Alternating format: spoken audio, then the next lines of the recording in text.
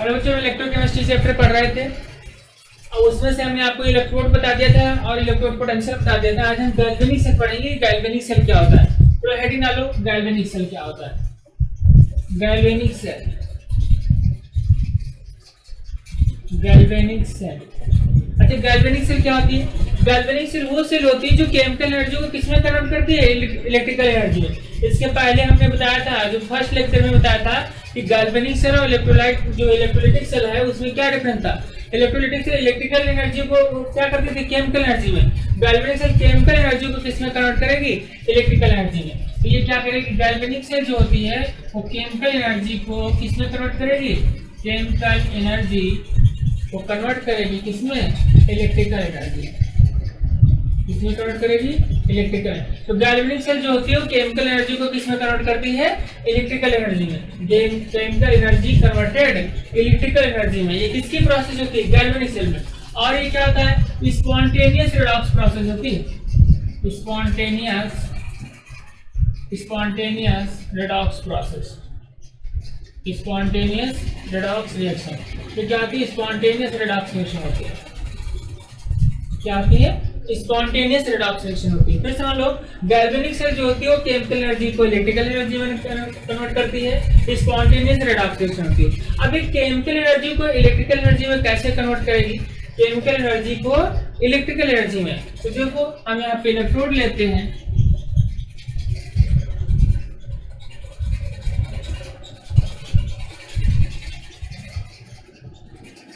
दो इलेक्ट्रोड ले लेते हैं, ये है यहाँ पे जिंक रॉड बनाते हैं और इसमें हम कॉपर की रॉड बनाते हैं। ये क्या है, जिंक। अब देखो ये सोल्यूशन का है, अगर जिंक रॉड की डिप कर रहे हैं तो सोल्यूशन का है क्या होगा, ये जिंक सल्फेट का होगा। और यहाँ पे कॉपर की रॉड को अगर डिप कर रहे हैं तो सोल्यूशन का है क्या होगा, कॉपर सल्फेट का होगा। तभी तो इलेक्ट्रोड कहलाएगा। हम क्या करते थे, जिंक मेटल रॉड को जिंक सल्फेट में सोल्यूशन डिप करें या कॉपर मेटल रॉड को कॉपर सल्फेट में डिप करें, कि जो मेटल रॉड होगी उसी के सोल्यूशन के आयंस में जो डिप करेंगे वही क्या कहलाएगा, इलेक्ट्रोड कहलाएगा। अब जिंक मेटल रॉड को हम जिंक सल्फेट के सोल्यूशन में डिप करेंगे तो ये क्या करेगा, ये जो है इसके मेटल जो है निकल के किस में आने लगेंगे, सोल्यूशन में आने लगेंगे। मेटल जो है निकल के सोल्यूशन में आने लगेंगे और ये इलेक्ट्रॉन को किस पे छोड़ने लगेगा, रॉड पे इलेक्ट्रॉन को छोड़ने लगेगा।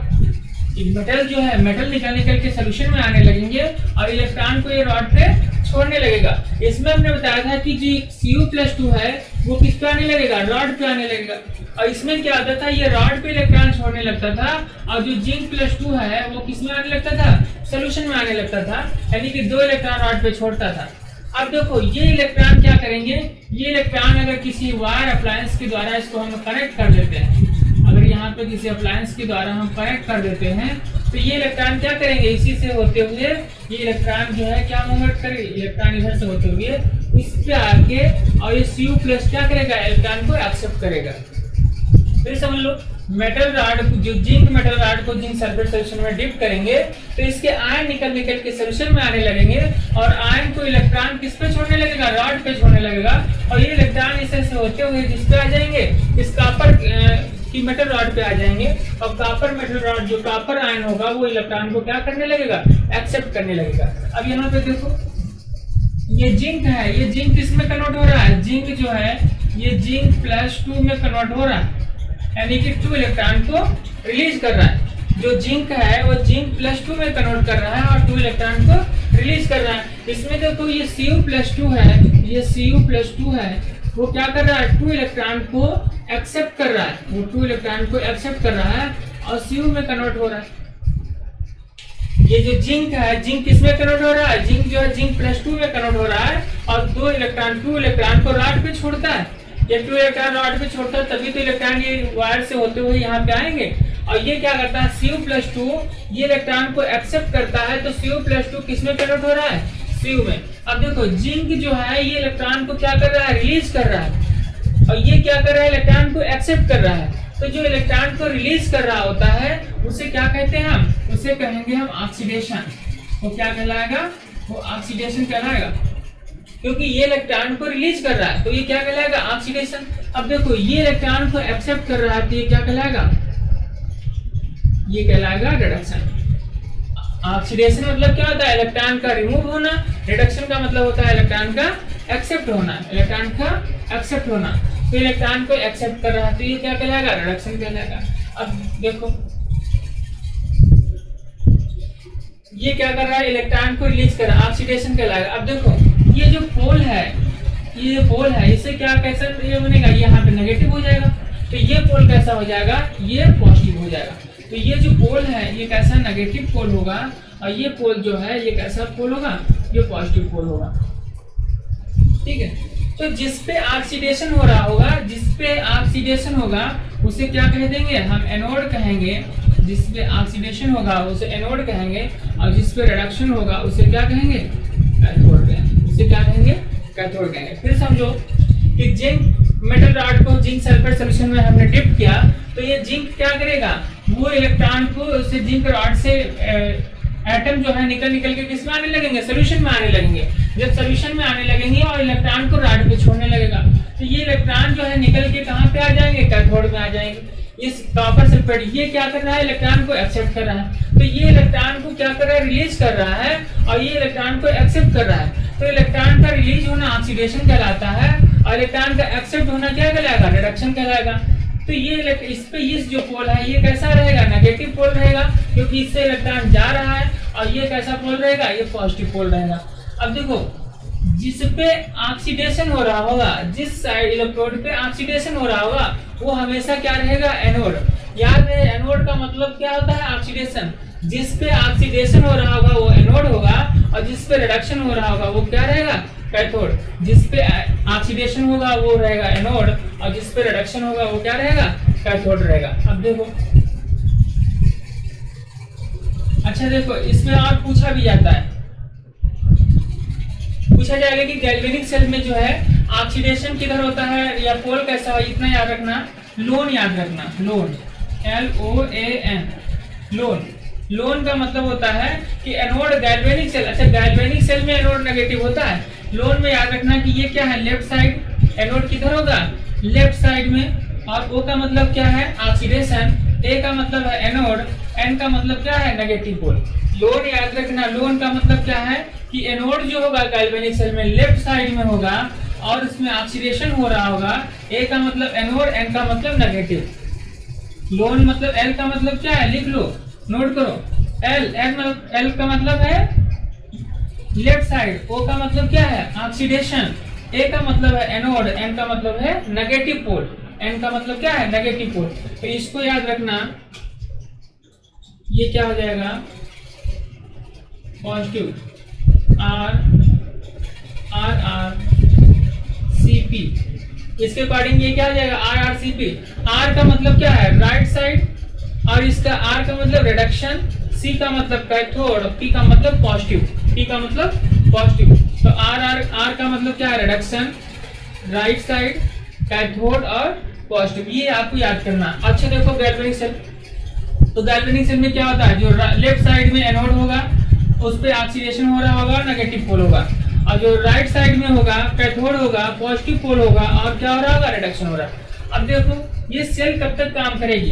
अब इसमें क्या कर रहा है? जो इलेक्ट्रॉन है निकल के कैथोड में आ रहे होते हैं। तो कुछ समय के बाद जो ये अप्लायंस लगाया था वो ग्लो करना क्या करेगा? बंद कर देगा। जब ये अप्लायंस ग्लो करना बंद कर देगा, क्यों ग्लो कर? कुछ देर तक ग्लो करेगा, बाद में ग्लो होना इसका बंद हो जाएगा। अच्छा क्यों? अब देखो जब इलेक्ट्रॉन इसमें छोड़ रहा था तो इसमें क्या पॉजिटिव चार्ज आ रहे थे, इसमें क्या आ रहा है? Positive charge. तो ये पॉजिटिव चार्ज इसमें जो है पॉजिटिव चार्ज आते रहेंगे, ये पॉजिटिव चार्ज आते रहेंगे। और इसमें क्या हो जाएगा? इसमें जो है सोल्यूशन में नेगेटिव चार्ज बढ़ जाएगा, नेगेटिव चार्ज बढ़ जाएगा, यानी कि नेगेटिव चार्ज बढ़ जाएगा। ये जो है नेगेटिव चार्ज बढ़ जाएगा, इस सोल्यूशन में क्या हो जाएगा?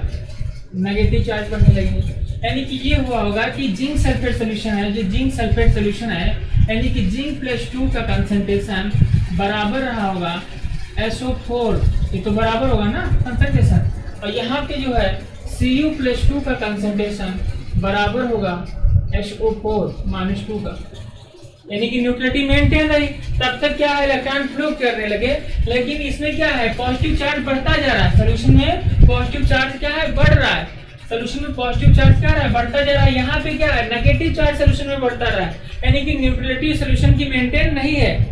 जब सोल्यूशन की न्यूट्रलिटी मेंटेन नहीं है, अब पॉजिटिव यहाँ पे पॉजिटिव चार्ज बढ़ रहा है, जब पॉजिटिव चार्ज बढ़ जाएगा तो क्या इलेक्ट्रॉन इधर से इसको जाने देगा, इस पे क्या अट्रैक्शन फोर्स नहीं लगेगा, या कि जो इसका पॉजिटिव आयन है वो इस सोल्यूशन में आ पाएंगे, नहीं आ पाएंगे, क्योंकि इलेक्ट्रॉन जो है यहाँ पे इस रॉड से इधर नहीं आने देगा, क्योंकि इसमें क्या लगने लगेगा अट्रैक्शन फोर्स।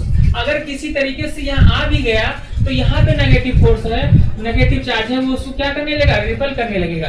इसलिए जो है यहाँ पे इलेक्ट्रॉन का जो फ्लो है वो क्या हो जाएगा बंद हो जाएगा, इलेक्ट्रॉन का फ्लो बंद हो जाएगा और जो है इसका क्या ग्लो होना बंद। अच्छा ये इलेक्ट्रॉन किधर से फ्लो कर रहे हैं, इलेक्ट्रॉन एनोड से कैथोड तक, और करंट किधर से फ्लो करेगी, करंट जो है वो किधर से फ्लो करेगी कैथोड से एनोड। इलेक्ट्रॉन जो है एनोड से कैथोड फ्लो कर रहे हैं और करंट किधर से फ्लो करेगी cathode to anode, opposite flow करेगी।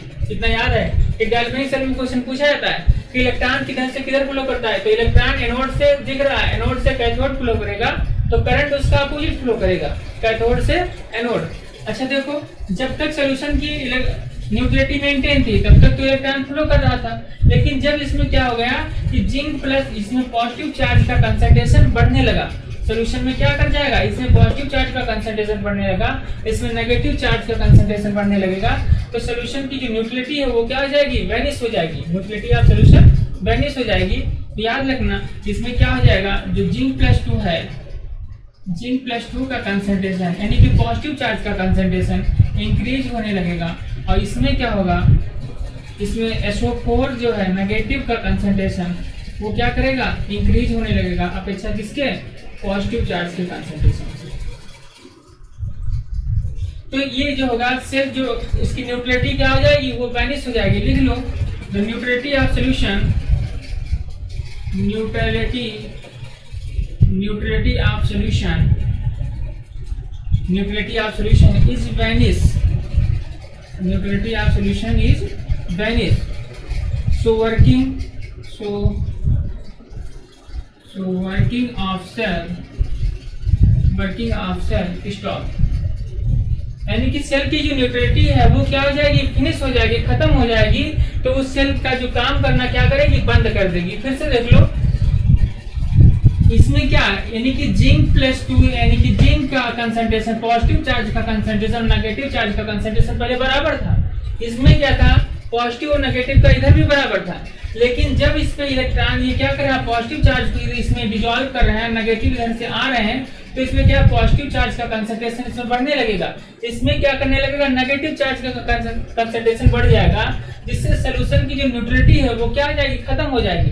यहाँ भी सोल्यूशन की न्यूट्रलिटी खत्म हो जाएगी।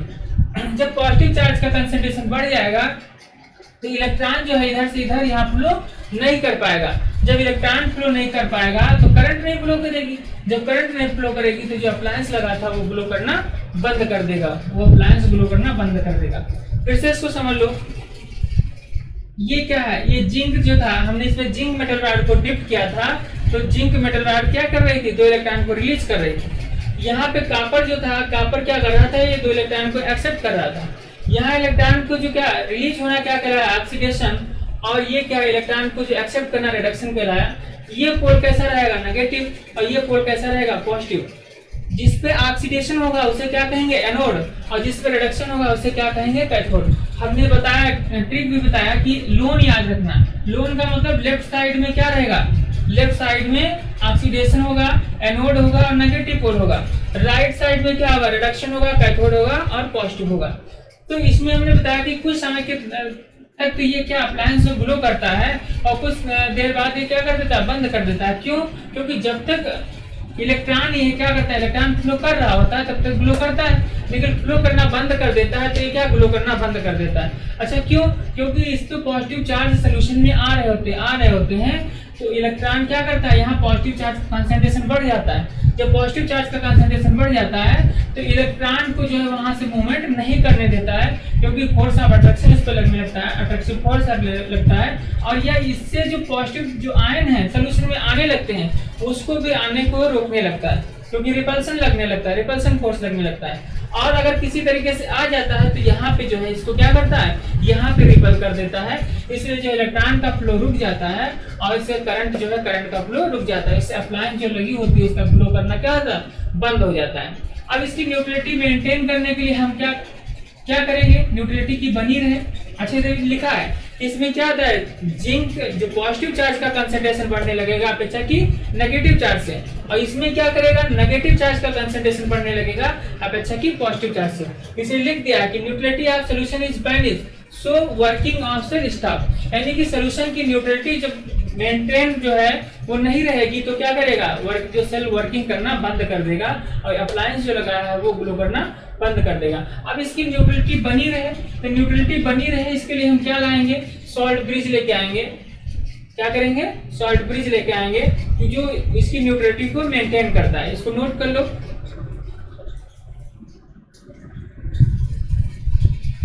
अब देखो कि सॉल्यूशन की क्या है, सॉल्यूशन की न्यूट्रलिटी मेंटेन है तो हम क्या करते हैं, इन्वर्टेड U2 सेल लेके आते हैं।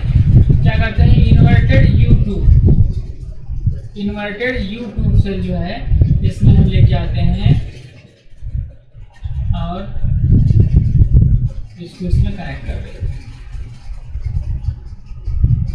अब सॉल्ट ब्रिज क्या करता है, अब देखो इसमें भरा क्या होता है, इसमें जैसे इनर्ट इलेक्ट्रोलाइट फिल होता है, और इनर्ट इलेक्ट्रोलाइट कैसा होगा, पेस्ट फॉर्म के रूप में होना चाहिए, लिक्विड फॉर्म के नहीं। लिक्विड में होगा तो क्या होगा, नीचे आ जाएगा, एक जेली के रूप में होना चाहिए। जो इसमें इनर्ट इलेक्ट्रोलाइट हम फिल करेंगे वो कैसा होना चाहिए, जेली के रूप में होना चाहिए। जैसे सपोज दैट हमने KCl फिल किया, इसमें क्या फिल किया, KCl फिल किया। अच्छा इसका क्या होगा, जैसे अब यहाँ से पॉजिटिव चार्ज सोल्यूशन में आएगा, वहां से यहाँ से Cl नेगेटिव चार्ज क्या आएगा, ये आएगा, और इससे क्या रिएक्ट करके इसकी न्यूट्रलिटी मेंटेन रहेगा। अब यहाँ पे क्या करेगा, यहाँ पॉजिटिव चार्ज आके इसकी जो नेगेटिव चार्ज है उसकी न्यूट्रलिटी को क्या करेगा, मेंटेन रखेगा। तो जो सॉल्ट ब्रिज होता है ये क्या करता है, दोनों सोल्यूशन की न्यूट्रलिटी को मेंटेन रखता है। और इसमें फिल क्या करते हैं, इसमें जो फिल करते हैं हम इनर्ट इलेक्ट्रोलाइट फिल करेंगे, और कैसा फिल करेंगे, एक पेस्ट के फॉर्म में, एक जो है पेस्ट के फॉर्म में जो है इनर्ट इलेक्ट्रोलाइट को हम फिल करेंगे। तो जो KCl है वो KCl क्या करेगा, जिससे इसको हम यहाँ से पॉजिटिव चार्ज आएगा तो नेगेटिव चार्ज आके इसकी न्यूट्रलिटी को क्या करेगा, यहाँ पे इसकी न्यूट्रलिटी को मेंटेन रखेगा। अगर यहाँ से जो पॉजिटिव चार्ज आके इसके नेगेटिव चार्ज की जो है इसको जो इसकी न्यूट्रलिटी को मेंटेन रखेगा।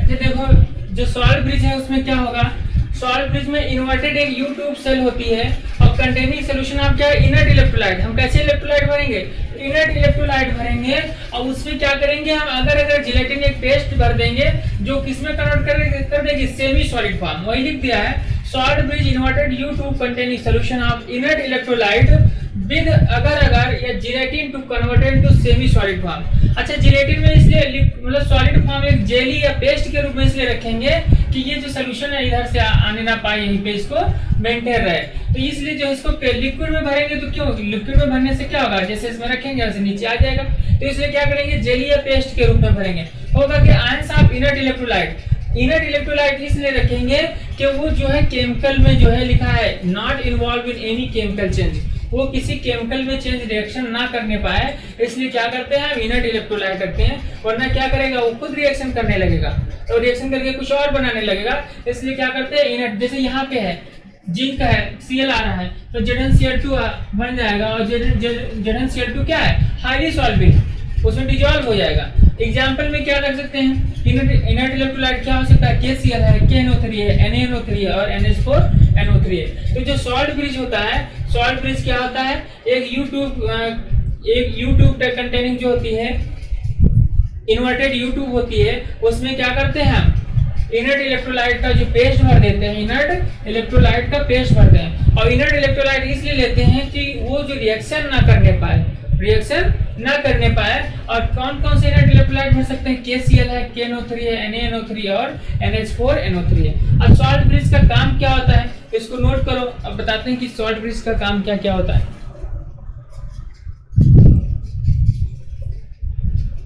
इसका देखो सॉल्ट ब्रिज का फंक्शन क्या है, कह रहा है it connect this solution of two half cell and to complete circuit. कह रहा है कि दो हाफ सेल को कनेक्ट करके कंप्लीट सर्किट बनाता है। अच्छा हाफ सेल क्या है, यहाँ पे जो रिएक्शन आई थी वो क्या आई थी, जिंक, और ये क्या कर रहा था, जिंक प्लस 2 और 2 इलेक्ट्रॉन को निकाल रहा था। तो ये क्या कहलाएगी, ऑक्सीडेशन हाफ सेल। दूसरी जो थी Cu+2 किसमें कन्वर्ट होता है, Cu2 और Cu में कन्वर्ट हो रहा था। ये क्या कहलाएगी, रिडक्शन हाफ सेल। ये क्या कहलाएगी, रिडक्शन हाफ सेल। तो ये क्या कर रहा है, दो हाफ सेल को कंप्लीट करके एक क्या करता है, दो हाफ सेल को जोड़ करके एक कंप्लीट सर्किट बनाता है। एक क्या करता है, कंप्लीट सर्किट बनाता है। अगला अब देखो सॉल्ट ब्रिज को किस लिए लाए थे, सॉल्ट ब्रिज जो होता है सोल्यूशन की जो है न्यूट्रलिटी को क्या करता है, मेंटेन रखता है। वही लिख रहा है कि maintain the electrical neutrality of solution, वो सॉल्यूशन की इलेक्ट्रिकल न्यूट्रलिटी को मेंटेन रखता है। दूसरी बात, अगर सॉल्ट ब्रिज को हटा देंगे तो क्या होगा, जो पोटेंशियल ड्रॉप जो है, वोल्टेज ड्रॉप क्या हो जाएगा, जीरो हो जाएगा, क्योंकि इलेक्ट्रॉन का फ्लो जो है इसका रुक जाएगा, तो करंट का फ्लो रुक जाएगा, तो क्या है, करंट फ्लो नहीं होगी, तो क्या हो जाएगा, पोटेंशियल ड्रॉप क्या हो जाएगा, उसका जीरो हो जाएगा। It prevent the liquid liquid junction potential, ये जो है लिक्विड लिक्विड जंक्शन पोटेंशियल को प्रिवेंट करता है। यानी कि जो लिक्विड लिक्विड जंक्शन पोटेंशियल है, यहाँ पे ईएमएफ जनरेट होना चाहिए, इसलिए ईएमएफ को यहाँ पे जनरेट होने से इसको रोकता है। वरना अगर यहाँ पे भी ईएमएफ जनरेट होगी, यहाँ ईएमएफ जनरेट होगी, तो इसकी क्या, इसकी अपोजिट है, इसके एक दूसरे के अपोजिट रहेगी, इसलिए ईएमएफ क्या हो जाएगी, घट जाएगी। इसलिए जो है यहाँ पे जो है सॉल्ट ब्रिज में जो क्या करता है, लिक्विड लिक्विड जंक्शन पोटेंशियल को क्या करता है, प्रिवेंट करता है। यहाँ पे ईएमएफ जनरेट होने से इसको रोकता है। अच्छा देखो, इसमें जो करंट है, इलेक्ट्रॉन है, किधर से किधर फ्लो करेगा, इसमें जो है इलेक्ट्रॉन इधर से इधर फ्लो करेगा, क्योंकि इलेक्ट्रॉन इधर, इसमें इलेक्ट्रॉन इधर से इधर फ्लो करेगा, और करंट इसके अपोजिट फ्लो करेगी। जो करंट होगी वो अपोजिट फ्लो करेगी। सॉल्ट ब्रिज में जो इलेक्ट्रॉन है वो कैथोड से एनोड आएगा, करंट जो है एनोड से कैथोड आएगी। लेकिन आउटर सर्किट में जो है इलेक्ट्रॉन किधर से जा रहा है, ये देखो इलेक्ट्रॉन जा रहा है एनोड से कैथोड, और करंट जो है कैथोड से एनोड आएगी। तो ये क्या करता है, जो सॉल्ट ब्रिज होता है वो सोल्यूशन के क्या करता है, पोटेंशियल को, सोल्यूशन की इलेक्ट्रिकल जो न्यूट्रलिटी है उसको मेंटेन रखता है, इलेक्ट्रिकल न्यूट्रलिटी को मेंटेन रखता है। अगर सॉल्ट ब्रिज को हटा दें तो वोल्टेज ड्रॉप क्या हो जाएगा, जीरो हो जाएगा, और जब वोल्टेज ड्रॉप जीरो हो जाएगा यानी करंट फ्लो करना बंद कर देगी, तो सेल जो है अप्लायंस लगा होगा वो ग्लो करना बंद कर देगा। वो क्या करेगा, ग्लो करना बंद कर देगा।